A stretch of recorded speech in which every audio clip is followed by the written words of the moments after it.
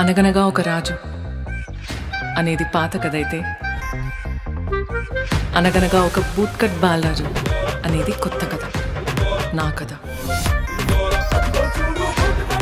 Bootcut Balaraju అంటే బూట్లు తుడుతాడా? అబ్బా గిట్లా మాట్లాడితే బూడితో తంతర్రా బ్లడీ ఫూల్. మంచివేనారా? మనిషి పుట్టక పుట్టే మానవ సిగ్గు ఉండాలి. మంచి మంచి వాళ్ళు అంతా పోతుండ్రు, మీరు పోతలేరేంద్రా? అవ్వత్త నువ్వెందుకు పోలే? అంటే నువ్వు మంచిదాన్ని కాదా?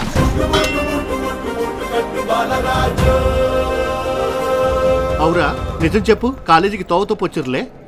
మా అమ్మకి మాట ఇచ్చినా సార్ ఈ సంవత్సరం బరాబర్ పాస్ అవుతా అని.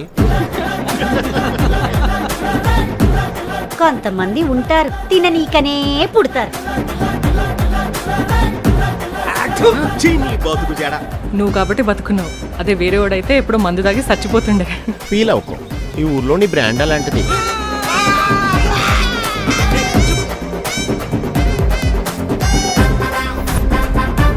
ఈ ఇంద్రావతి పటేలమ్మకి ఆఖరి మాట మొదటి మాట ఉండయి, ఒక్కటే మాట. పటేలమ్మ ఇచ్చిన మాట మాట, మేము ఇచ్చిన మాట టమాటానా? నేను నమ్మేదేలే.